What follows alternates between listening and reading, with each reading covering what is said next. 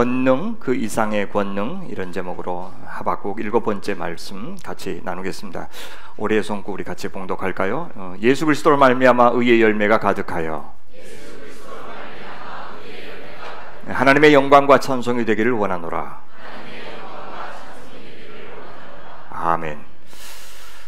우리가 하나님을 믿는다 하면서도 잘 못 믿는 것은 우선은 하나님의 살아계심을 안 믿기 때문입니다. 하나님의 살아계심을 믿으면서도 온전히 우리 자신을 맡기지 못하는 것은 그게 도대체 어느 정도의 권능 있는 분인지를 실감하지 못해서 그렇습니다. 성경에서 나오는 하나님의 권능은 늘 창조의 권능입니다. 없는 것을 있게 만드신 하나님, 혼돈에서 질서를 만드신 하나님, 그 창조의 권능을 믿을 때 우리는 그분이 우리를 구원하실 수 있다는 사실도 믿을 수 있습니다. 구원을 믿는다는 것은 단지 죽을 죄에서 우리 영혼을 건지시는 그 영적 구원만을 의미하지는 않습니다. 특히 구약 성경을 보시면 구약 성경에서 말하는 구원은 그런 식의 영적 구원에 대한 묘사는 거의 없습니다. 우리의 죄를 용서하신다는 말씀은 물론 있지만 그것을 영적 구원이라고 표현하지는 않습니다. 대신에 치유, 해방 혹은 관계 회복, 이런 식의 개념으로 더 많이 설명합니다. 그러니까 구약 성경에서는 우리가 이 땅에서 하나님 믿어서 죄 용서받고 죽은 다음에 천국 간다, 이렇게 묘사되는 것은 한 군데도 없고, 그냥 누군가에게 압제를 당하고 있는데, 혹은 기근으로 고생하고 있는데, 전염병에 시달리고 있는데, 그런 실제적인 재앙으로부터 혹은 정치적인 압제로부터 회복되는 것을 구원, 그렇게 이야기합니다. 한마디로 하나님이 약속하신 그 언약을 하나님이 지키셔서 자기 백성들을 보호하시고 하나님 나라 백성으로 만들어 가시는 그 과정을 구원이라고 표현합니다. 신약에 오면 그 죄 용서라고 하는 것이 나중에 예수님 다시 오실 때 완성되는 영원한 구원까지 이어진다라고 말하기 시작합니다. 구약에서 이 하나님이 구원하시는 능력, 권능, 이것은 늘 하나님의 창조의 능력으로 나타나요. 그분이 왜 구원자가 되실 수 있다? 그분이 온 세상을 창조하셨기 때문이다. 그런 논리로 말하고 있는 겁니다. 창조라고 하는 것이 우리 눈에 확인할 수 있는 것이듯이, 우리 손으로 만질 수 있는 것이듯이, 구원도 항상 실제적인 사건이었습니다. 오늘 우리가 그 하나님의 능력을 이렇게 좀 잘 못 믿는 것 같아요. 물론 믿어서 기도하기는 하죠. 근데 경험상 구약에서처럼 하나님께서 기도한다고 해서 즉각 우리 필요한 것들을 채워주시거나 전쟁에서 이기게 하시거나 위기에서 건져주시는 경험은 그렇게까지 극적이지 않습니다. 권능이 피부에 와닿지가 않아요. 그런데 그렇게 즉각적으로 나를 도와주시지 않는 분을 믿는다는 것이 무엇인지가 믿음 생활에 있어서 굉장히 중요한 부분입니다. 그 모호성, 그 즉각적이지 않는 그 하나님의 일하시는 방식에 대해서 우리가 수용하지 않으면 믿음이 어떻게 흘러가냐면 지나치게 믿음이 좋은 분들이 있어요. 무슨 말이냐면 지나치게 하나님의 권능을 확신해서 마치 하나님을 진이 하나님으로 우리가 언제든지 부릴 수 있다고 생각해요. 병 고쳐주시고 부자 되게 하시고 어려움 아예 겪지 않도록 사전에 막아주시고, 예수 믿는 국가는 경제적으로 번성케 해주시고 모든 경쟁에서 나와 내 자식을 다 이기게 하시고, 어떤 헤라클레스 하나님? 여기에서 기복신앙이나 번영신학이 나오는 거예요. 여기에서 정복주의 신앙이 나오고 제국주의를 앞세워서 선교하던 흐름, 그것이 얼마나 문제인지에 대한 인식도 없는 거예요. 바로 이런 하나님을 믿기 때문에 그런 겁니다. 하지만 우리가 지금 요한계시록 묵상하고 있지 않아요? 이 악한 세상으로부터 자기 백성을 물론 지켜주십니다. 우리의 기도에 응답도 하시고 이기는 자가 되게 하시는 하나님, 그리하여 우리가 저 하늘의 복을 누리게 하신다고 이야기하는데, 그렇게 해주시는 하나님은, 왕은 놀랍게도 일찍 죽임을 당한 것 같은 어린 양이다, 그렇게 소개해요. 하나님의 참 권능이 저 죽임당한 어린 양에서 나타난다고 알 듯 모를 듯한 말씀을 하셔요. 물론 다윗의 지파의 사자로도 나오고 그분이 메시아도 되고 구원자도 되고 궁극적으로 승리자로서 하나님 나라의 왕이 된다, 그래서 원수를 발등상 삼아서 통치하신다 라고도 말씀하시는데, 그 방법이 뭐다? 십자가다. 일찍 죽임당한 어린 양을 통해서다 라고 말하는 것, 그 말이 무슨 뜻인지를 아는 것이 신앙의 핵심이에요. 그 십자가의 예수를 안다는 말이 내가 즉시 기도해도 응답하지 않는 그 하나님을 수용하는 것과 같은 거예요. 창조주 하나님의 권능은 형언할 길이 없는데 그 권능을 사용하시는 당신의 방법은, 그래서 이 세상 악한 세력을 이기시는 방식, 그래서 사랑의 나라, 정의의 나라를 기어코 일구시는 방식은 십자가입니다. 하나님의 권능이, 하나님의 영광이 가장 찬란하게 드러나는 지점도 믿기지 않지만 그의 아들 예수님의 십자가 위였습니다. 그것이 기독교의, 우리 신앙의 가장 큰 신비고 역설이고 지혜예요. 그렇다면 오늘 그 예수님을 믿는 우리의 삶에서도 하나님의 권능이, 왕이신 예수님의 권능이 가장 적나라하게, 가장 분명하게 드러나는 순간은, 지점은 언제입니까? 우리가 그 십자가를 따를 때요. 우리가 약할 때, 우리가 강할 때, 그래서 우리의 마음이 애통하는 심령이 되고 비인 심령이 되고, 그래서 간절히 하나님의 은총을 구하고, 하나님뿐만 아니라 이웃을 향해서도 겸손할 때, 항상 남을 나보다 더 낫게 여기고, 더 힘이 있어서 누군가를 부리려고 하지 않고 어떻게든지 누구를 도우려고 하고, 그렇게 할 때 역설적으로 그 질그릇 같은 우리 안에서 아들을 죽은 자 가운데서 살리신 하나님의 권능이 가장 잘 드러나고 우리 하나님의 놀라우신 영광도 드러날 것이라고 이야기해요. 따라서 지금 기독교의 실패는 십자가의 실패예요. 복음의 왜곡은 십자가의 왜곡이에요. 나를 위한 십자가는 많이 강조하지만, 나를 위해서 예수님이 돌아가셨다는 이야기는 많이 하지만, 내가 따라가야 하는 십자가, 내가 본받아야 되는 십자가는 그만큼 강조하지 않았기 때문입니다. 그래서 교회가 정치, 경제, 권력자들에게 빌붙어서 좀 무당짓을 하는 겁니다. 그런 목사들이 교회를 망친 거예요. 하나님의 정의와 하나님의 사랑, 정의와 사랑, 절대 화해할 수 없을 것 같은 두 개념이 만나는 지점이 십자가예요. 죄를 간과하실 수 없는 하나님과 죄인을 사랑하실 수밖에 없는 하나님이 만나는 자리가 십자가입니다. 바로 거기서 하나님의 하나님다우심, 능력, 그분의 지혜, 그것이 드러나요. 물론 하박국 안에는 십자가라는 말이 안 나옵니다. 그러나 신약 성경을 이미 알고 있는 우리는 이 하박국 선지자의 고백에서 십자가를 읽어낼 수 있어야 돼요. 그래야 하나님의 권능, 그 이상의 권능을 깨달을 수 있어요. 하나님의 권능이 단지 저 강한 바벨론보다 더 힘이 세서 그 바벨론을 꼼짝 못하게 만드는 그런 정도의 권능에 그치지 않고, 기어이 그 바벨론마저도 바꾸실 수 있는, 변화시킬 수 있는, 당신 백성으로 만드실 수 있는 사랑의 권능, 자비의 권능, 용서의 권능, 긍휼의 권능, 그것이 진짜 새 창조의 권능이다 라고 하는 것을 우리 여기서 읽을 수가 있습니다. 3장은 하박국의 찬양과 기도가 나와요. 여러분, 1장은 하박국의 질문으로 시작했죠. 하나님, 당신의 언약을 버린 유다 왜 가만두십니까? 항의성 질문을 던지면서 시작했어요. 하나님이 대답하시죠. 아니, 난 가만둘 생각 없다. 내가 저 갈대아 사람 바벨론 일으켜서 대제국 아시리아를 이기고 갑자기 신흥 강국이 되게 한 것, 바로 내 백성 유다를 심판하기 위해서다. 그렇게 대답하셔요. 자, 이 대답으로 하박국의 의구심이 한편으로는 해소되었지만 그것이 또 다른 질문을 일으켰어요. 왜요?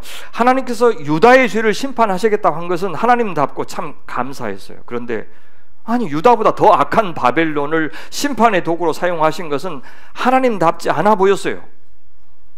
그것은 자신을 공의라고 주장하는, 자신을 정의라고 주장하는 우상숭배자 바벨론을 봐주는 것처럼 보였어요. 아니, 심판을 받아도 그들이 먼저 받아야 되는 것이 아니냐라고 하는 것이 하박국의 생각이었어요. 아니, 김영민 목사는 목동 성자라고 불렸다고요. 목동에서 그분을 모르는 분이 없어요. 너무 착한 그 사역자는 왜 그렇게 빨리 내려가시고, 우리 생각에는 김건희 자매하고 윤석열 형제가 훨씬 빨리 가야 될 것 같은데, 그래야 하나님한테 도움이 될 것 같은데 왜 그렇게 하시는지 알 수가 없어요. 이에 대해서 2장에서 하나님께서 길게 대답을 해주셨어요. 하나님의 대답은 한마디로 이런 거네요. 나도 바벨론이 얼마나 악한지 안다. 그 바벨론 내가 심판할 거다.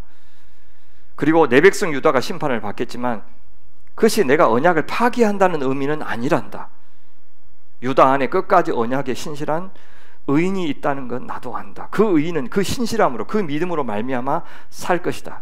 그리고 그 남은 자를 통해서 내가 내 언약을 완성할 것이다. 그렇게 말씀하셔요. 그런데요, 명시적으로는 안 나오지만은 의인은 그 믿음으로 말미암아 산다는 말 속에 무엇도 포함되어 있냐면, 저 바벨론 악하지만 저 바벨론 없애버리는 게 내 목표가 아니고, 이 심판 통해서 지금 유다 안에 악한 자들이 회개할 기회를 주려고 한다. 저 바벨론 안에도 악한 자들이 이 심판 보면서 회개할 기회를 주려고 한다. 그래서 그 안에서도 돌아온 자, 회개한 자, 의인이라고 하는 것은요, 죄 하나도 안 지은 자가 아니고 하나님의 권능 앞에서 내가 어떻게 살았지 그동안? 내가 도대체 뭘 믿고 산 거야? 뒤늦게라도 깨닫는 자, 그들도 의인이라고 부르기 때문에 그들도 내가 살게 할 것이다. 그렇게 말씀하셔요. 이것이 이제 2장까지의 내용이에요. 왜 처음 듣는 것처럼 그렇게 신기하게 듣고 계십니까?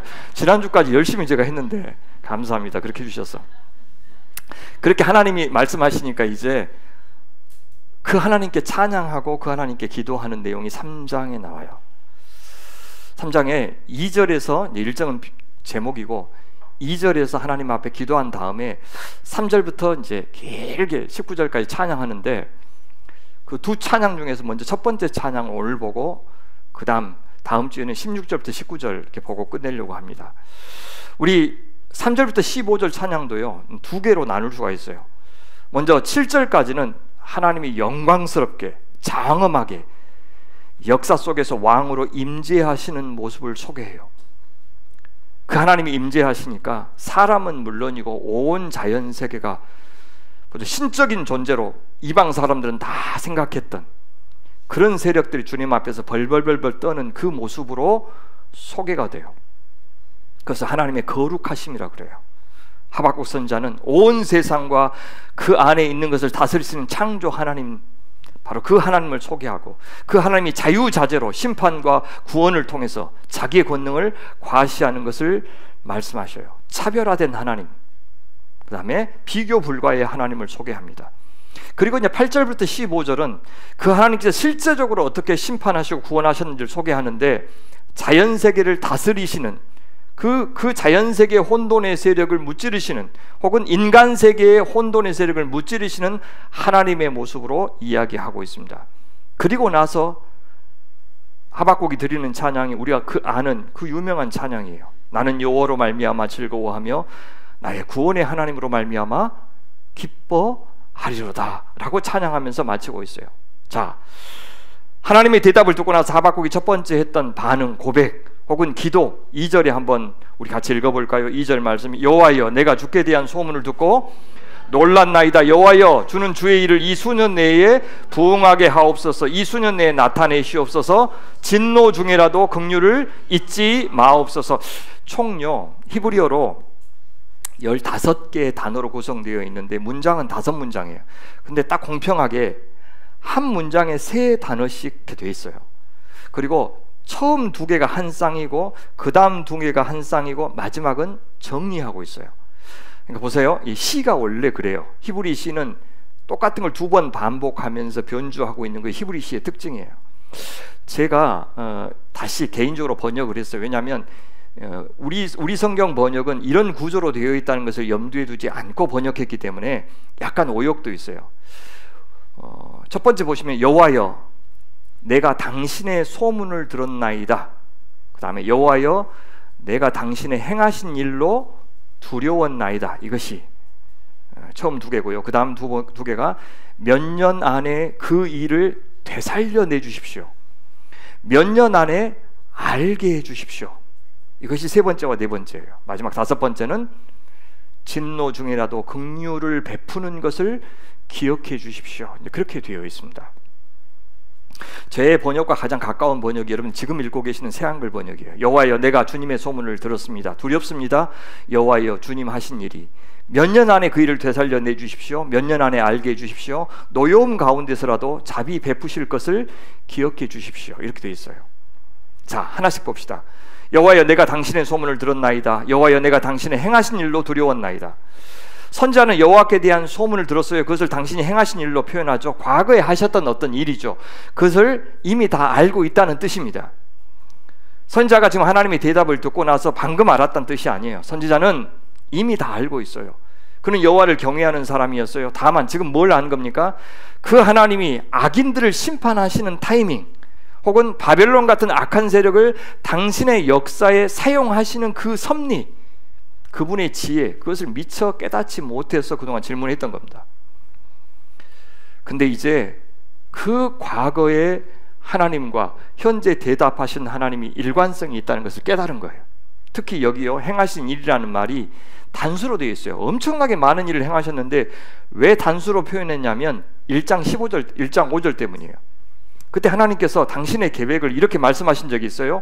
여호와께서 이르시되 너희는 여러 나라를 보고 또 보고 놀라고 또 놀랄지어다.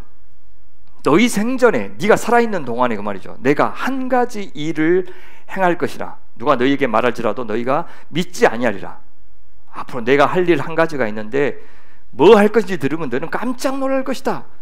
그 한 가지 일은 미래의 일인데 나중에 뭐라 그럽니까? 바벨론을 통해서 유다 심판하실 일라고 말을 해요. 그렇다면 지금 하박국이 무슨 말을 하고 있는 거냐면, 과거에 하셨던 하나님의 일과 앞으로 하실 그 하나님의 일이 연결됩니다. 주님, 그 일을 하십시오라고 이야기하는 거예요. 내가 처음에는 이해를 못했는데 주님, 들어보니까 앞으로 당신이 하겠다고 하신 그 일과 과거에 하셨던 그 일이 정확하게 일치합니다. 주님, 하십시오 라고 지금 부탁하고 있는 겁니다. 여러분, 여기서요, 들음이 두려움을 낳는 원리 보이십니까? 들음을 알미라고 바꿔도 좋을 거예요. 하나님을 알 때 그분을 경외할 수 있어요. 왜 사람들이 이렇게 하나님한테 무례할까요? 예수 믿는다고 하면서도 왜 이렇게 하나님을 업신여기고 신뢰하지 못할까요? 사실 잘 몰라서 그렇습니다. 하나님을 모르는 거예요. 왜요? 물론 교회가, 목사가 잘못했어요. 그 하나님이 어떤 분이신지를 잘 들려주기보다도 그 하나님을 어떻게 요긴하게 쓸 것인지, 기도에서 현재 우리의 갖고 싶은 것, 되고 싶은 것, 이루고 싶은 것을 도와주는 분으로 얼마나 만들었는지 생각하면 미안해요. 동시에 올바로 전해도 성도들이 믿지 않고 순종하지 않으면 인격적인 알미 될 수가 없어서 주님을 몰랐을 수도 있어요. 들음이 없이는 알미 없고, 알미 없이는 우리 안에 거룩한 두려움이 생기지 않습니다. 세상에요, 존경할 만한 어른이 없는 사람, 경외할 만한 대상이 없는 사람처럼 참 불쌍하고 가엾은 사람은 없어요. 바벨론처럼, 윤석열처럼, 트럼프처럼 오만불손을 하거나 열등감에 쩔어서 누군가를 지배하고 다스리는 재미만 알고 늘 누군가의 허물만 지적하다가 끝나고 말 겁니다. 하지만 내게요, 경외할 대상이 있다는 것은 역설적으로 우리를 얼마나 자존감이 높은 존귀한 존재가 되게 하는지 몰라요. 그러면서 산없이 겸손하면서도 든든한 후원자가 있는 사람처럼 넉넉한 마음으로 안전한 토대 위에 굳게 서 있는 사람처럼 살 수 있는 것, 내가 두려워할 만한 존재, 존경할 만한 존재, 내가 의지할 만한 존재 있는 사람이 참 복된 사람입니다. 선지자는 바로 그 거룩한 두려움 속에서 이렇게 기도해요. 한글 개역성경은 이렇게 번역하고 있죠. 수년 내에 부흥하게 하옵소서, 수년 내에 나타내시옵소서. 부흥의 표로 가장 유명하죠. 이분들은 과연 부흥을 뭐라고 생각하면서 표를 정했을까요? 하박국이 생각하는 부흥을 그들은 꿈꼈을까요? 수년 내라는 말은 동시대 그 말이죠. 하박국 자기가 살고 있을 때에 하나님 이루어 주십시오 그 말이죠. 부흥하게 하옵소서라는 히브리 동사는 하야예요. 하야. 근데 이 단어가 하박국에서는 딱 2번 나옵니다. 언제 나오냐? 하박국 2장 4절 그 유명하죠. 의인은 믿음으로 말미암아 살리라 할 때 그 살리라는 단어가 하야예요. 그렇다면 이 문장을 히브리어로 그대로 제가 직역하면 이렇습니다. 수년 내에 그것을 살게 하소서. 그것은 주께 대한 소문이죠. 주께서 과거에 하셨던 그 일을 이제는 미래에도 행하십시오 그 말이에요. 앞으로 미래에도 그 일을 이루십시오. 주께 대한 소문을 이루십시오. 주의 일을 행하십시오. 무슨 뜻입니까? 이전에 당신 백성들을 위해서 행하셨던 일을, 그러니까 언약의 약속을 이루기 위해서 하셨던 일을 앞으로도 행하시라고 이야기합니다. 언제요? 자기가 살아있는 동안에, 곧 자기 시대에 이루어 주십시오 라고 부탁한 겁니다. 사실 이전에는 절대 그런 일은 있을 수 없습니다 라고 항의했던 하박국이 이제 하나님의 대답을 듣고 깨달은 거예요. 그러나 거기서 그치지 않고 바벨론을 통한 심판은 물론이고 2장 4절에서 약속하셨던 대로 의인은 그 신실함으로 말미암아 살게 하셔서 언약 백성들의 나라 반드시 창조해 달라고 간구하고 있는 겁니다. 다시요. 특히 하박국이 믿음의 사람인 것 어떻게 할 수 있습니까? 수년 내에 내가 사는 이 시대에 주님께서 하시겠다고 하신 그 일을 이루십시오. 그렇게 이야기하죠. 사실 그 말은 무슨 말이냐면 바벨론이 침공해서 유다 심판받는 것 나 죽고 나서 이루어 주십시오가 아니라 내 시대에 이루어 주십시오라고 이야기하는 거예요. 그러면 요시야처럼 그 침략의 와중에 이 선지자도 애매하게 죽을 수도 있어요. 산다는 보장 없습니다. 한 나라의 전쟁이 나면 불신자만 죽는 게 아니죠. 그래도 주님 뜻이면 그렇게 하시라고 기도하고 있는 겁니다. 이것이 바로 십자가 앞에 두고 내 뜻대로 마옵시고 주의 뜻대로 하옵소서라고 기도하셨던 그 주의 뜻이 뭡니까? 내가 십자가에 죽는 거예요. 그래도 주님 당신 뜻대로 되기를 원합니다 라고 했던 예수님의 기도하고 다를 바 없어요. 우리 시대만 아니면 되고 우리 가족만, 우리 나라만, 우리 교회만 아니면 그만이라고 생각하는 것이 얼마나 많습니까? 예수 믿는다고 하면서도 망가지든 말든 내 목 챙기고 내 권력 챙기겠다는 사람들 때문에 얼마나 많은 교회가, 조직이, 나라가 무너지는 것 우리는 보고 있지 않습니까? 자기 정권, 자기 권력을 위해서 내란 일으키고 전쟁까지 유치하려고 했던 것들을 보았습니다. 그것이 짐승 같은 이기적인 이 세상이에요. 그런데 선지자는 달랐어요. 의인은 달라야 하고 우리 그리스도인들은 달라야 합니다. 선지자가 그렇게 기도하는 거예요. 수년 내에 뭐라 그럽니까? 또 나타내시옵소서. 나타내다란 말은 직역하면 야다, 알다라는 뜻이에요. 알게 하옵소서. 누가요? 온 세상 사람들이 하나님 당신이 누군지를 알게 해주십시오. 앞에서 그랬죠. 물이 바다를 덮은 같이 여호와의 영광을 인정하는 것이 세상에 가득하게 될 것이다 라고 얘기했어요. 그때 그 인정하다는 단어하고 똑같은 단어예요. 나타내다가 알다는 뜻이에요. 하나님의 영광을 온 세상 사람들이 다 알게 될 것이다. 뭐 하면? 내가 내 백성 유다를 바벨론을 통해서 심판하면. 그러나 그 중에서도 끝까지 하나님 찾는 사람들을 구원하는 것 보면, 그래서 그 남은 자들을 통해서 하나님 나라 이루시는 것을 보면 온 세상 사람들이 여호와의 영광을 알게 될 것이다. 야다, 알게 될 것이다 했어요. 바로 그 일을 이루어지게 해 주십시오 라고 이야기하는 겁니다. 신앙은 이렇듯 주님이 알려지게 하는 삶을 사는 것을 신앙이라고 그래요. 내 자랑, 교회 자랑, 자식 자랑, 우리나라 자랑이 아니고 하나님 자랑하는 사람이 되는 것, 그것을 예배라고도 부르고 경배라고도 부르고 그렇게 사는 것을 선교적 삶이라고 부르는 겁니다.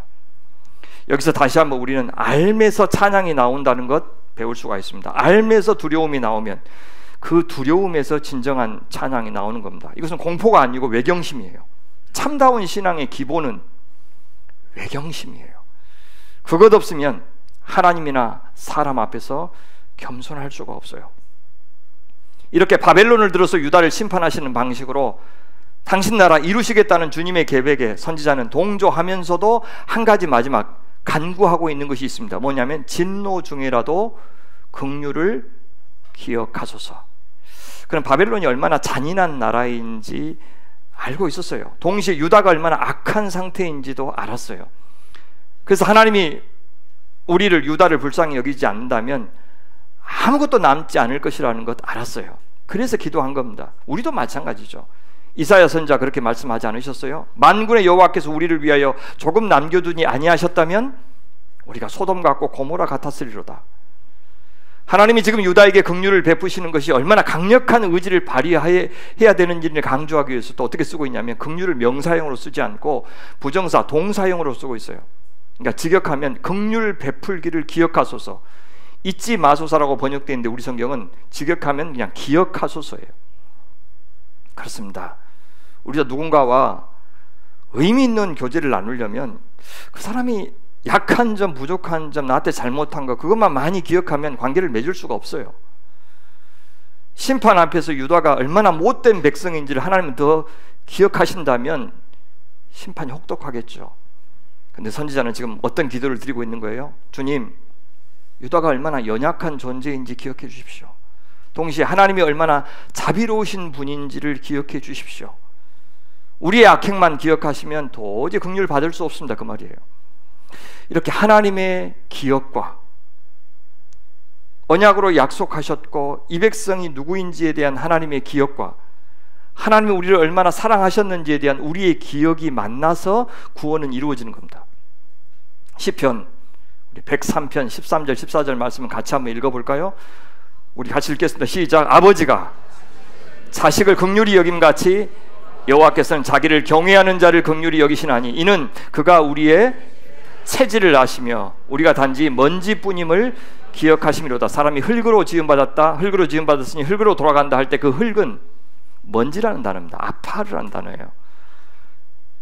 우리가 먼지뿐이다. 우리가 먼지로 지음받았음을 창조주 그분께서 아신다. 그러니 누구에게요? 누구에게나 긍휼을 베푸는 것이 아니고 자기를 경외하는 자를. 그 말은 자기 한계를 알고, 아, 내가 한 먼지뿐이구나, 내가 혼자는 못 살는구나 라는 걸 알고 내 옆에 있는 소중한 생명, 그 다음에 나를 창조하신 그 하나님을 인정하는 사람이 자기를 경외하는 자예요. 그를 긍휼히 여기시나니. 심지어 긍휼을 베푸시는 하나님의 성품에 대해서는 하나님 본인이 먼저 자기를 소개하셨어요. 대표적으로 출애굽기 34장 6절과 7절이 두고두고 요나서라든지 미가서라든지 나홈서에 인용되고 있는 하나님의 자기소개인데요. 이것도 우리 같이 한번 읽어봐요. 34장 6절부터요. 시작. 여호와께서 그의 앞으로 지나시며 선포하시되 여호와라 여호와라 자비롭고 은혜롭고 노하기를 더디하고 인자와 진실이 많은 하나님이라. 인자를 천대까지 베풀며 악과 과실과 죄를 용서하리라. 그러나 벌을 면제하지는 아니하고 아버지 악행을 자손 3, 4대까지 보응하리라. 우리가 이거를 하면 좀 민망하죠. 여러분, 제가 얼마나 사랑이 많은지 압니까? 제가 겁나 용서를 잘하는 온유한 사람입니다. 그럼 여러분 어때요? 밥맛, 재수 막 그러잖아요. 내가 그렇게 이야기 못 하잖아요. 근데 하나님은 왜 하셨을까요? 하나님도 자기가 자기를 그렇게 소개한다는 게, 그런데 왜 그렇게 말씀하셨냐면 우리가 너무 자주 잊어버려요. 예를 들어서 내가 사랑이 많다고 막 떠들고 다니면 나중에 사람들이 너 그때 그렇게 이야기했으니까 지켜 그렇게 이야기하겠죠. 하나님도 마찬가지예요. 우리가 잘못했을 때 나 같은 사람이 무슨 가망이 있어, 이렇게 살았는데, 이렇게 큰 은혜를 받고도 내가 이렇게 망가져서 살았는데, 이렇게 오랫동안 주님 떠나 살았는데 나를 받아주시겠어? 라는 생각이 우리한테 먼저 들 거예요. 주님께서 뭐라 그러셔요? 장담하셔요. 내가 어떤 하나님인지를 장담하셨기 때문에 그래도 나한테 와. 아니야 나 받아줄게. 동시에 하나님, 저 녀석은 안 될 것 같아요. 다른 사람은 돼도 저 녀석은 심판받고 끝나야 돼요. 하나님, 저 사람은 용서하지 마세요 라고 하고 싶은 사람이 있을 때 뭘 기억해요? 하나님의 자기 장담. 아니야, 나는 여전히 포기하지 않아. 여전히 기다릴 거야 라고 하시는 것을 가르쳐 주기 위해서 주님께서 말씀하신 겁니다. 여러분, 이 말씀은 언제 하셨냐면 출애굽 사건이 얼마나 위대한 사건입니까? 그렇죠? 정말 위대한 사건이, 어마어마한 기적들을 다 보면서 도저히 그 작은 떠돌이 민족을 위해서 하나님께서 대제국 이집트를 그렇게 초토화시키는 재앙을 일으키면서 당신 백성들을 꺼내 오셨는데, 시내산에서 언약의 돌판 받으러 올라가는 그 40일 동안에 그거 못 참고 땅 아래서 황금 송아지 우상을 만들어서 섬기고 있었어요. 그런 녀석들을 보고 저 같으면 세상 그런 배은만들한 녀석들 난 그만할란다. 그러고도 네가 하나님의 백성이냐? 그러고도 네가 예수쟁이냐? 라고 하면서 그만할 것 같은데 주님께서 그때 이 말씀을 하시는 거예요. 내가 이것까지 참았다. 그런 백성들까지 내가 너 기다렸다. 받아주었다. 너희들도 용서해라. 너희들도 스스로 포기하지 말라. 우리가 포기하면요, 우리가 얼마나 추해지는지 몰라요. 위선도 무섭지만 위악의 사람이 되어서요, 어마어마하게 악한 사람으로 우리가 변하게 됩니다. 여기서 긍휼을 베풀어 달라는 말은 바벨론만 심판하고 유다를 구원해 달라는 뜻은 아닙니다. 바벨론이든 유다든 당연히 악한 세력은 마땅히 심판받아야 되겠지만, 바벨론이든 유다든 그 안에서도 당신 백성들 기억해 주시고 언약 보존해 달라는 뜻입니다. 그 언약을 이루시는 하나님의 뜻 덕분에 이 심판의 와중에 누가 살고 누가 죽을지 우리는 모릅니다. 누가 오래 살다 죽고 누가 이른 죽음을 당할지 우리는 모릅니다. 악인들 가운데서도 전쟁에서 살아남는 자가 있을 것이고, 의인들 가운데서도 안타깝게 죽는 자들도 있을 겁니다. 하나님의 뜻은 몰라요. 그래서 병이 나으면 축복이고 안 나으면 심판이라고 말하면 안 되는 겁니다. 그러나 그 결과가 어떻게 되든 우리에게는 하나님의 긍휼, 하나님의 불쌍히 여기심이 필요하다는 것 인정하고 있는 거예요. 우리가 결과를 만들어낼 수 있는 것이 아닙니다. 우리는 다만 하나님께 기도하고 형제에게는 사랑으로 돕고 섬길 뿐입니다. 그러니 우리 중에 누구도 교만해서는 안 돼요. 내가 잘해서 뭔가 이룬 것처럼 생각하면 안 됩니다. 그것으로 자신이 다른 사람보다 신앙 더 좋아서 하나님 앞에 축복받았다고 그렇게 말하면 안 됩니다. 지금 세상에서 잘 나가는 사람이든 불행한 일을 당한 사람이든 하나님의 긍휼 아래에 있어야 된다는 사실만은 꼭 기억해야 됩니다. 엄밀하게 말하면 유다는 당장 없어져도 될 만한 상태였어요. 하나님의 명예 영광을 그렇게 실추시켰으니까요. 그런데 신실한 의인들 생각해서 하나님이 자비를 베푸시고 언약 포기하지 않으시는 겁니다. 그래서 이 심판이 최종적인 포기 선언이 아니라 거룩한 나라, 의로운 나라를 만들기 위한 하나님의 다른 전략이었던 겁니다. 우리 미가서 7장 9절 말씀 같이 한번 읽어볼까요? 시작. 내가 여호와께 범죄하였으니 그의 진노를 당하려니와 마침내 주께서 나를 위하여 논쟁하시고 심판하시며 주께서 나를 인도하사 광명에 이르게 하시리니 내가 그의 공의를 보리로다. 심판 안 당하는 것이 용서가 아니에요. 진노를 당하려니와 그 진노를 통해서 기어코 나를 인도하사 광명에 이르게 하시고 하나님의 공의를 보게 하시는 것, 그것이 하나님의 방법이라는 뜻입니다. 사랑하는 여러분, 뭐가 부흥입니까? 하나님의 하나님 되심이 드러나는 것이 부흥이에요. 그래서 하나님의 살아계심을 입증하는 것이 부흥입니다.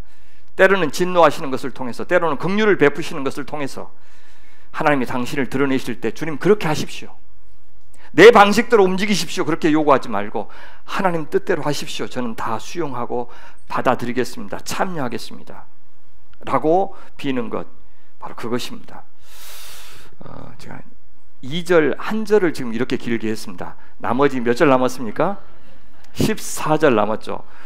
14절을 2절 한 그 시간만큼 제가 하겠습니다. 놀랍지 않습니까? 훌륭하죠. 예.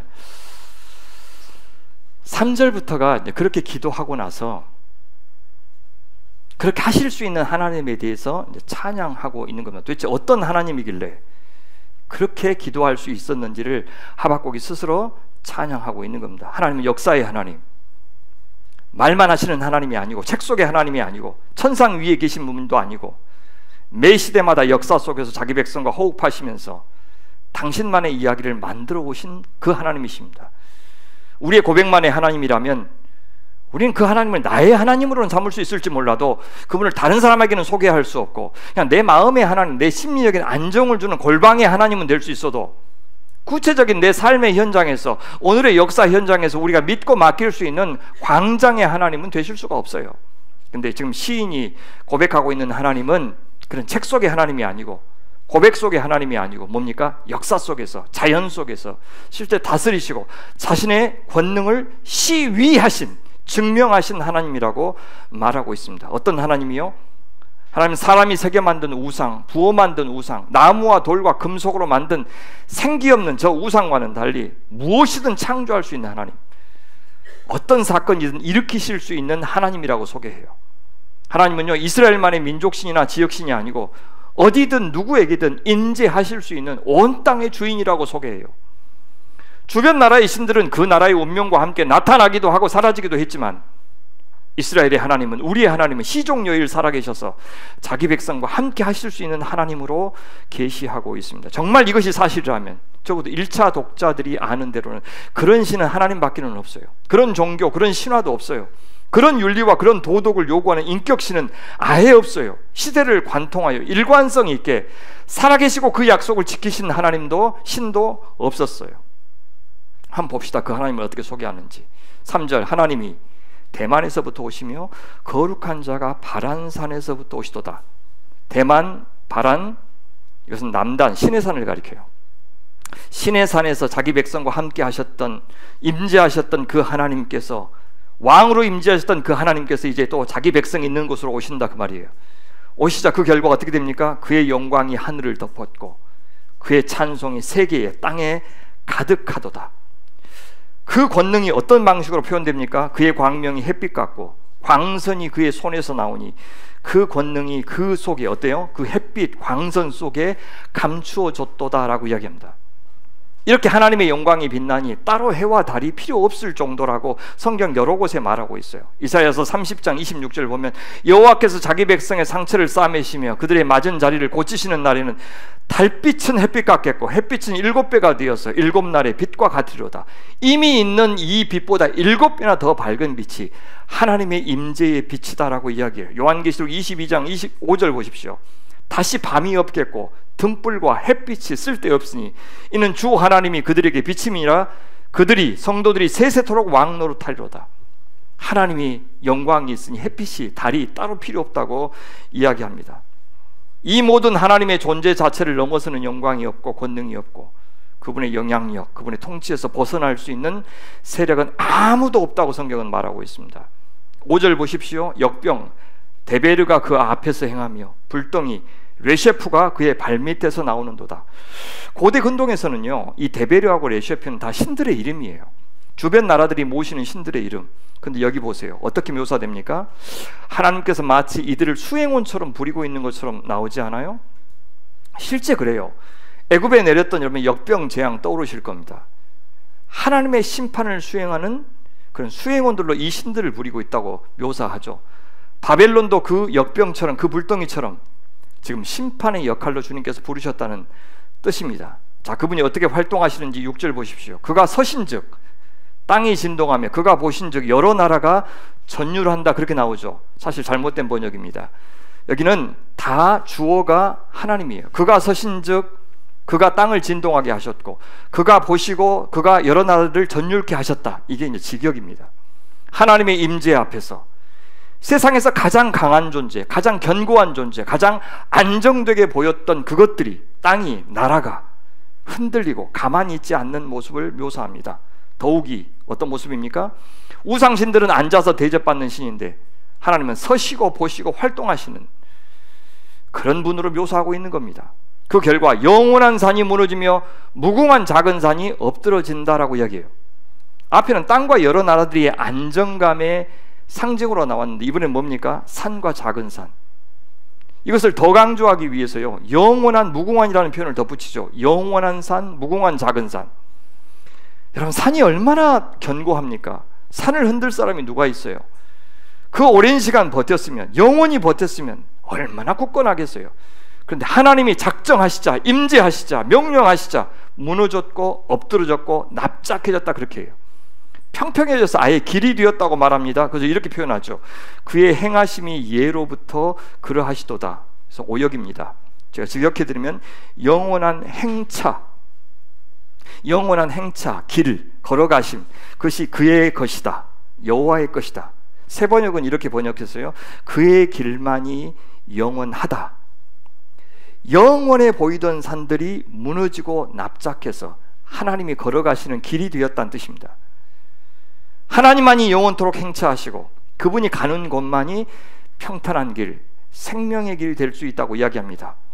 영원하게 보이는 이 세상에 어떤 것도, 어떤 제국도, 어떤 재벌도, 어떤 권력도 그 여호와의 길을 막을 수가 없습니다. 대체할 수도 없어요. 하나님이 등장하시면 납작 엎드리지 않을 수가 없어요. 우뚝 솟은 산 그대로 남아 있으면 하나님의 심판을 받을 겁니다. 그래서 앞에 여러 나라들이 어때요? 전율하게 하셨다라고 표현하지 않아요? 실제 이사야 선지자는 메시아가 오시면 앞으로 어떻게 이 자연이 어떻게 될 것인지를 이사야서 40장 4절과 5절에 말하는데 이것이 세례 요한의 사역을 가리킬 때 나오는 표현이에요. 우리 같이 한번 읽어봐요. 이사야서 40장 4절 시작. 골짜기마다 도두어지며 산마다 언덕마다 낮아지며 고르지 아니한 곳이 평탄하게 되며 험한 곳이 평지가 될 것이요 여호와의 영광이 나타나고 모든 육체가 그것을 함께 보리라. 이는 여호와의 입이 말씀하셨느니라. 지금 바빌론 포로로 잡혀간 유다 백성들 70년 만에 돌아올 것인데 돌아오는 선두에 메시아가 앞장설 것이다. 여러분, 그때 메시아가 왕으로서 앞장서는데 걸어오실 수가 없죠. 보통 왕이 오면 마차를 타고 오잖아요. 마차를 타고 오는데 필요하면 뭐냐면 대로가 필요하죠. 평평한 대로 마차 가려면. 그런데 저 바벨론에서부터 저 가나안 땅까지, 유다 땅까지 오려면 산들이 많아요. 언덕들이 많고. 그래서 지금 어떻게 합니까? 마차가 오니까 지금 산들이 그날에는 어떻게 될 거라고요? 다 도두어지고 그죠? 골짜기가 다 도두어주고 해서 평평한 길이 될 것이다 라고 이야기하죠. 이건 일종의 상징 아니겠습니까? 세례 요한의 사역이 그 사역이란 말은 무슨 말입니까? 예수께서 왕으로 오시면 이제 뭐가 가장 필요하다는 거예요? 회개죠. 그 회개를 어떻게 표현한 겁니까? 네 마음속에 대로를 만들어라. 교만한 사람들 다 꺾고 그죠? 회개해서 평평하게 주님께서 네 마음 어디 곳이든지 자유롭게 거니실 수 있도록, 생차하실 수 있도록 길을 만들어라. 그것이 바로 회개다. 그것이 바로 세례다. 그렇게 말씀하시면서 이 구절을 언급하고 있는 겁니다. 그러니까 주님이 이 땅에 오시면 세상의 왕들이 가만히 있을 리가 없어요. 왜요? 이것은 새로운 왕이 오셨으니까. 세상의 왕들은 절대 굴복해서 대로를 만들지 않아요. 어디서 감히 내 영역을 그렇게 하면서 아마 저항하게 될 겁니다. 그래서 그리스도인들이요, 이 땅에서 하나님의 백성으로 살려고 하면은 엄청난 반대와 저항을 받을 거예요. 그러니 오늘 우리가 드리는 이 예배와 경배는 얼마나 반제국적인 사건인지 여러분 보십니까?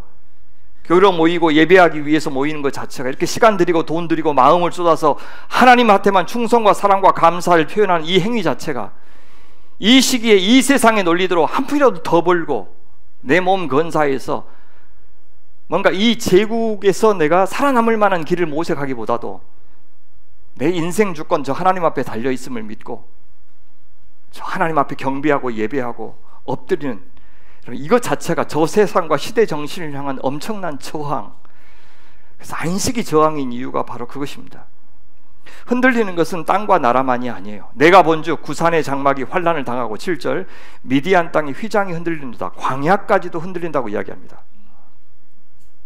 그렇게 하고 나서 8절부터 15절까지 이 권능의 하나님이 그렇게 임재하셔서 구체적으로 어떤 일을 하시는지를 묘사하기 시작하는데 주님께서 주로요 자연세계, 강, 바다 이런 것들을 이렇게 다스리시고 그 혼돈의 세력을 무찌르시는 장면으로 나와요. 동시에 당신께서 말을 타고 병거를 타고 가시면서 눈에 보이는 인간 세력들 그것들을 잠재우시는 장면으로 동시에 나와요. 그러니까 뭐냐면 실제로 세상 사람들은 이 자연이 엄청난 능력을 발휘하니까 보세요. 우리 어제 비 오는 거 보면서 아마 하나님 안 믿는 사람들은 옛날 같으면 기후제도 지내고 혹은 비가 안 오면 기후제도 지내고 하늘신이 노했다고 이야기하지 않을까요? 보통 신들도 산신령들이 계시잖아요. 산신령들도 다 똑같지가 않아요. 보통 어디 신이 신령하십니까? 계룡산의 신들이 좀 훌륭하십니다. 그래서 김건희 자매도 어디 신령한 산 알고 계신다고 그러더라고요. 그래서 거기서 막 이렇게 굿하고 했다고 그러시던데 어쨌든 이 세상 사람들은 산, 강, 바다 이 세력이 엄청나니까 산신, 바다신, 강신 이것도 숭배하지만 주님께서 뭐라 그러냐면 그건 내 피조물에 불과하다. 하고 내가 등장하면 걔들은 잠잠해지는 그런 모습을 묘사하고 있어요. 한번 볼까요? 8절 여호와여 주께서 말을 타시며 구원의 병거를 모시오니 이건 뭐냐면 인간 혼돈의 세력을 이기시는 모습이죠. 마치 전사로서 하나님 나라를 대적하고 하나님이 세우시는 왕 기름 부음 받은 자를 대적하는 자를 하나님께서 맞서서 앞서서 싸우시는 장면 이걸 묘사하는 거예요. 그 다음에요 이걸 다시 어떻게 표현하냐면 강들을 분이 여기심이니까 강들을 노여워하심이니까 바다를 향하여 성내심이니까 그렇게 이야기해요. 제일 마지막에 15절도 똑같이 말씀하셔요. 주께서 말을 타시고 바다 곧 큰 물의 파도를 밟으셨나이다. 그래서 두 개 인간 혼돈 세력과 자연의 혼돈 세력을 다 이기시는 하나님으로 처음과 끝을 감싸고 있는 것을 볼 수가 있습니다. 여러분 실제로 출애굽할 때 홍해를 둘로 가르셨고요 요단강도 둘로 가르셨어요. 사사기를 보면 더 극적이에요. 선지자 드보라와 바락이 가나안 야빈과 싸우는 장면 한번 떠올려 보십시오. 어디에서 싸우냐면 기손강에서 싸웠어요. 어떻게 강에서 전쟁하지 그러실 건데 거기는 우기와 건기가 아주 분명해서 건기 때 비가 안 올 때는 그 기손강이 넓어서 거기서 전쟁했어요. 가나안 사람들은 바알이 번개의 신이라고 생각했어요. 다른 말로 바알은 비의 신이에요. 근데 건기 때는 바알이 죽었다가 우기 때는 부활한다고 믿었어요. 이때는 지금 건기니까 기손강에서 철병거 900승이면요 두 사람씩 타니까 1800명이에요.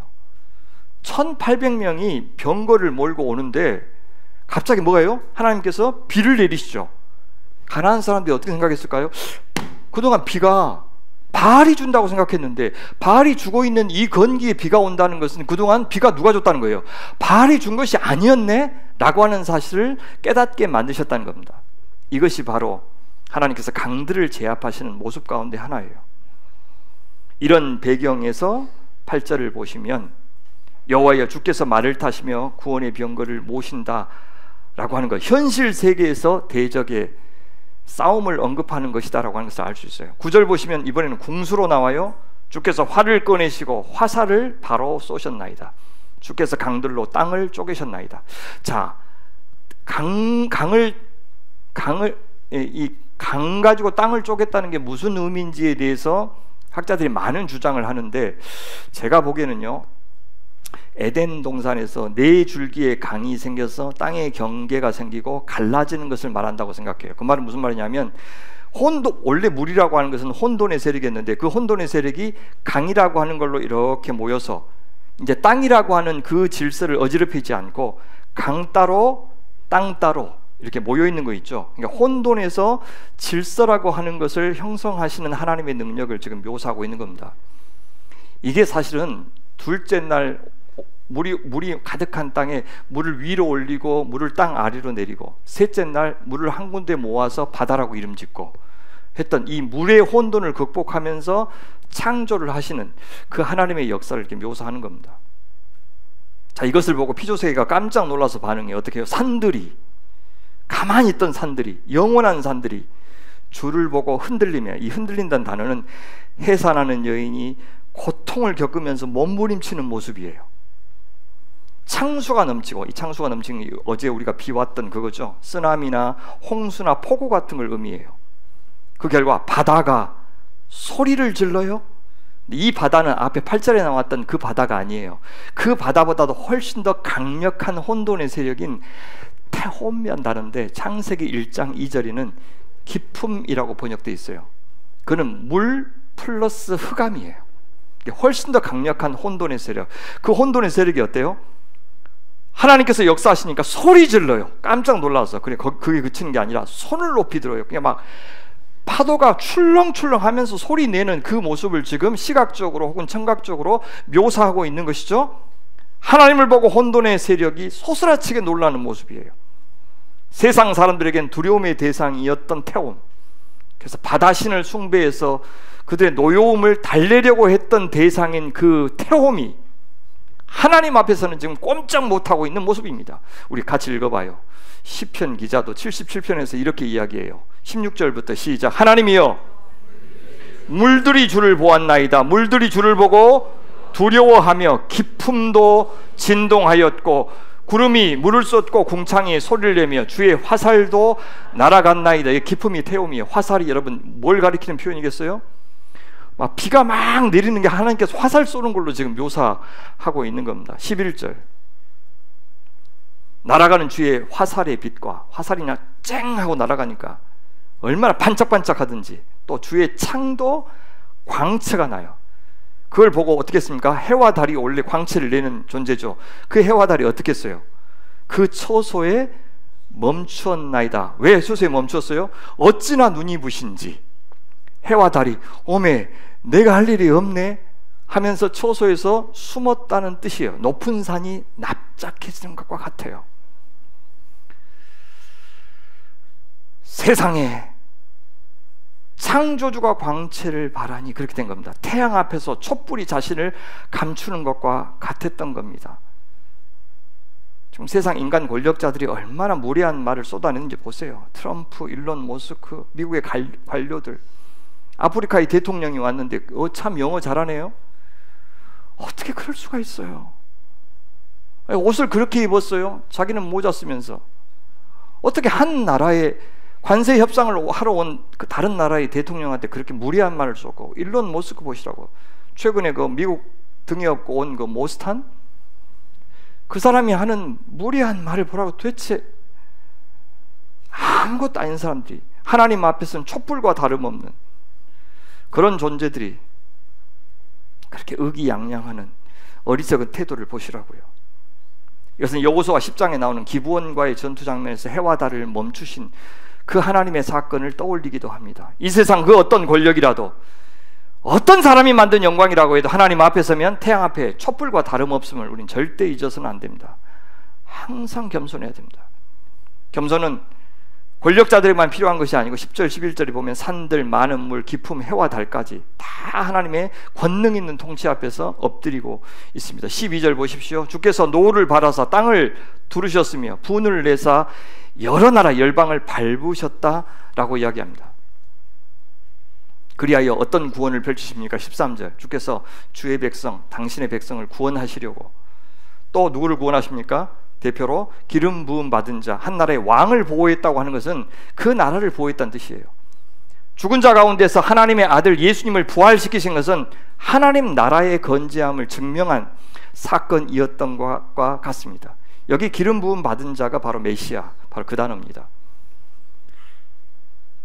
그래서 그 결과 그렇게 구원하시기 위해서 어떻게 하셨어요? 하나님께서 악인의 집의 머리, 악인의 집의 머리는 우두머리를 가리켜요. 그 악인의 집에 제일 이 우두머리, 그러니까 하나님 나라의 우두머리인 기름 부음 받은 자는 구원하시고 악인의 우두머리는 치셨다라고 이야기합니다. 어느 정도까지요? 그 기초를 바닥까지 드러내셨다. 악인의 집에 지붕을 부수시고 그 집의 주춧돌까지, 천장까지 다 발가 벗겨 버리셨다. 악인의 나라 바벨론을 완전히 해체시켰다. 그 말입니다. 저는 이번에 수사가 지금 어떻게 어디까지 진행되고 도대체 악이 어디까지 드러날지 모르겠지만 계엄 내란 수사, 윤석열 씨, 김건희 씨 민낯뿐만 아니라 지금 김정환 씨 혹은 뭐 이영훈 씨 극동방송이나 순복음 교회까지 이제 압수수색 들어간 거 보면 교회의 민낯도 그대로 드러나는 것 같아요. 뭐 통일교, 신천지도 마찬가지고, 뭐 국힘당도 마찬가지고. 부끄럽죠. 완전히 주님께서 해체시키는 겁니다. 앞에서 혼돈의 세력인 강과 바다의 싸움이 점점 현실화되고 구체화되는 모습, 눈에 보이는 세력의 싸움으로 변하는 것을 볼 수 있죠. 바로 그것입니다. 여러분, 영적 싸움이라고 하는 것이 눈에 안 보이는 귀신과의 싸움만이 아니라 바로 날마다 맞닥뜨리고 있는 윤리의 싸움이고 도덕의 싸움이고 양심의 싸움이에요. 귀신아 물러가라 하면서 어떤 주문만으로 쫓아낼 수 있는 대상이 아니라는 거예요. 모든 영적 싸움은 일상의 싸움이고 역사 속에서 싸움이에요. 사악한 정치 세력들을 지지하고 무고한 사회적인 약자들을 만들어내는 시스템에 대해서는 침묵하면서도, 특히 자기 이해관계 때문에 악을 두둔하고 옹호하면서도 귀신과 맞서 싸워야 한다고 주장하는 사람들이 있고, 늘 말마다 동성애 빨갱이 입에 달고 다니는 사람들, 그런 사람들이 있습니다. 사탄은 바로 그 불의하고 불공정하고 차별적인 경제나 정치나 사법 제도를 통해서 역사합니다. 그러니까 불량한 방법으로 탈세하고 자기가 같이 일하고 있는 노동자들의 품삯 안 주고 그렇게 해서 번 돈으로 교회 짓고 헌금하고 선교하면 하나님이 다 봐줄 것이라고 퉁치는, 그렇게 하나님을 모독하는 그런 어리석은 생각을 감히 해서는 안 되는 것입니다. 그럴 일도 없겠지만 우리 교회에 만약에 내란 계엄을 지지하는 국회의원이 있었다면 당장 처리할 겁니다. 회개하기 전에는 얼씬도 못하게 할 겁니다. 그래서 내가 목회 자리에서 쫓겨나는 한이 있더라도 절대 용납 못합니다. 그러니 우리 그리스도인들은 시대 정신을 알아야 돼요. 사탄이 그 시대 정신을 통해서 역사하고 있으니까. 잘하고 있으면 지지하고 응원하겠지만 잘못하고 있으면 맞서는 것이, 그것이 믿음인 거예요. 하나님이 당신의 권능으로 누구를 상대하시는지 다시 한번 이렇게 정리하고 있어요. 그들이, 악인들이 회오리 바람처럼 이르러 나를, 이 선지자를 흩으려 하며, 가만히 가난한 자, 선지자겠죠, 혹은 하나님의 백성이겠죠, 가난한 자를 삼키기를 즐거워하나 오직 주께서 그들의 전사의 머리를, 아까 악인들의 집의 머리, 우두머리의 머리를 그들의 창으로 찌르셨나이다. 한 가지만 바꿀게요. 가만히 가난한 자를 삼키기를 즐거워했다 라고 번역했는데 이건 오역입니다. 왜냐하면 바벨론은 가만히 쳐들어오지 않고 공개적으로 당당히 나쁜 짓을 해요. 그래서 가만히가 삼키기를 주식하는 것이 아니라 가만히 대신에 은밀한 곳에 있는 이라고 번역을 바꾸는 것이 좋습니다. 그러니까 은밀한 곳에 있는 대상이 바로 가난한 자죠. 악인들은 은밀한 곳에 숨어있는 가난한 자를 삼키는 것을 즐거워해요. 그 가난한 자를 위해서, 그 하나님의 백성들을 위해서 하나님께서 싸워주십니다. 어떻게 해요? 그들의 전사의 머리를 그들의 창으로 찌르셨나이다. 그리고 나서 이 8절부터 15절을 정리하기 위해서 다시 한번 15절에서 8절의 말씀을 반복하죠. 주께서 말을 타시고 인간 혼돈 세력을 이기는 것, 바다 곧 큰 물의 파도를 밟으셨나이다. 자연의 혼돈 세력을 이기시는 것을 한 번 더 이야기하고 마치고 있습니다. 말씀을 맺겠습니다. 하나님이 이런 분이시기 때문에 선지자는 2절 같이 기도할 수 있었던 거예요. 이런 하나님이시기 때문에, 하나님은 이런 권능의 하나님이시기 때문에 여호와여 내가 주께 대한 소문을 듣고 놀랐나이다. 여호와여 주는 주의 일을 이 수년 내에 부응하게 하옵소서. 이 수년 내에 나타내시옵소서. 진노 중이라도 긍휼을 잊지 마옵소서라고 기도할 수 있었어요. 하나님에 대한 참된 알매에서 그분을 향한 거룩한 두려움이 나오고 거기에서 참된 예배가 나오는 것입니다. 우리는 하나님을 얼마나 알고 있는지, 어떻게 알고 있는지 한번 점검했으면 좋겠어요. 내가 알고 있는 하나님을 도대체 어디서 만난 겁니까? 내가 하나님은 이런 분이다 저런 분이다 라고 생각하는 건 도대체 어디서 배운 겁니까? 내 고백, 내 찬양, 내가 드리는 예배를 한번 잘 살펴보십시오. 나는 그분을 아는 만큼, 그분을 내가 의지하는 만큼, 그분을 기대하고 신뢰하는 만큼 나는 살고 있을 겁니다. 나는 어떤 존재가 되어 있을 겁니다. 바로 그 알미, 지금 내 삶의 방식을 결정하고 있고 내 인생의 목표, 내 욕망은 사실 그분과의 관계에서 거의 다 형성되고 있어요. 나에게 하나님은 어떤 분입니까? 사람들은 내가 믿는 하나님을 나를 통해서 어떻게 보고 있습니까? 둘째, 뭐가 믿음이라고 이야기하죠? 누가 의인이라고 이야기합니까? 주님 당신의 뜻대로 행하시옵소서. 내 유불리를 따지지 않고 그 설령 나의 죽음 혹은 나의 고난으로 다가온다 할지라도 주님 당신 뜻이 맞습니다. 그렇게 하십시오. 그것도 우리 시대에 하십시오. 그러나 하박국은 몰랐지만 우리가 아는 것은 무엇입니까? 이 하나님의 계획, 이 하박국의 기도가 유다의 멸망으로 끝나지 않았던 것, 바벨론의 승리로만 끝나지 않았던 것, 그래서 단순히 하나님의 권능이라고 하는 것이 강대국이 약소국을 이기는 전쟁으로 끝나지 않고 의인은 그 믿음으로 말미암아 살리라. 의인은 그 믿음으로 말미암아 살리라. 하박국의 이 기도 때문에 유다 안에 있는 죄인들이 회개하고 바벨론 안에 있는 죄인들이 회개하고 스데반이 죽으면서 하나님 저들은 자기 일을 알지 못합니다. 저들을 용서해 주십시오라고 하는 그 기도 때문에 그 자리에 있었던 사울이 사도 바울이 되었듯이 하박국의 이 기도 때문에 하나님 저 나쁜 바벨론 당장 없애주십시오. 그래서 유다 내 백성만 챙겨주십시오. 교회만 챙겨주십시오. 그렇게 이야기하지 않고 저 아직도 하나님을 모르는 자들이 하나님의 영광을 알게 해주십시오. 나타내 주십시오. 라고 하는 그 기도가 결국 아들 예수님을 통해서 예수님의 십자가를 통해서 이루어졌다는 것을 우리는 알고 있습니다. 바로 그 하나님의 역사 주권에 대한 믿음을 우리가 가졌으면 좋겠습니다. 세 번째, 참다운 권능은 십자가라고 했습니다. 진노 중에라도 긍휼을 베푸시는 것 기억해 주십시오라고 하는 하박국 선지자의 간구. 어떻게 진노와 긍휼이, 어떻게 사랑과 정의가 한 사건 안에 다 담길 수 있습니까? 그것은 예수님의 십자가와 부활에서 이루어졌습니다. 하나님의 권능은 약한 자들을 이기는 권능이나 나쁜 녀석들 단지 혼내주는 정도의 권능이 아닙니다. 그 권능은 사랑의 권능이고 긍휼의 권능입니다. 악을 용납하지 않으면서도 그 악인마저도 사랑하시고 결국 그들도 하나님의 백성으로 인정하는, 변화시키는 바로 그 권능이 하나님의 권능입니다. 그러니 사랑하는 성도 여러분, 이 시대의 교회가 또 성도들이 세상과 마찬가지로 힘을 숭배하고 권능을 숭배하고 있는데 그것은 절대 이 십자가의 권능, 새 창조의 권능이 아닙니다. 세상과 똑같이 나만 독점적으로 혜택을 누리겠다고 하는 그 권능은 참된 권능이 아닙니다. 그러니 이제 우리는 모든 권능 위에 뛰어난 권능을 가지신 그 창조자 하나님을 믿는 백성들이 되길 바랍니다. 인간의 몸을 입고 자기 아들이 이 땅에 오게 하시고 그래서 죽기까지 우리를 섬기게 하신 그 하나님의 권능을 본받기를 바랍니다. 생기 없는 우상이 주는 그런 권능이 아니고, 돈이 주는 권능이 아니고, 세상의 권력이 주는 권능이 아니고, 죽은 자를 살리실 수 있는 생명의 하나님을 믿는 사람들의 권능, 세상의 권능 그 이상의 권능, 사랑의 권능, 용서의 권능, 긍휼의 권능, 그것을 추구하는 하나님의 사람들이 되기를 바랍니다. 그리하여 세상이 바로 그 하나님의 권능에 대한 소문을 듣고 놀라게 하는, 주님의 백성들 다 되시길 바랍니다. 우리 그런 교회로 이 마지막 시대에 하나님 앞에 귀하게 쓰임받는 광주 소명교회 되시기를 간절히 축원합니다. 기도하겠습니다. 하나님 아버지, 부디 당신의 백성들에게 주님의 영광을 아는 지식이 가득하게 도와주옵소서. 그래 우리의 존재 자체로, 우리의 삶 자체로 온 땅에 우리가 만나는 모든 사람에게 우리 주님이 어떤 분이신지, 어떤 의미에서 권능 있는 분이신지, 그분의 사랑과 용서와 긍휼의 권능이 얼마나 강한지를 깨닫게 하는 하나님의 사람들 다 되게 하여 주옵소서. 그런 부흥이 저희 교회 안에 있게 하여 주시옵소서. 우리 구주 예수 그리스도의 이름으로 기도하옵나이다.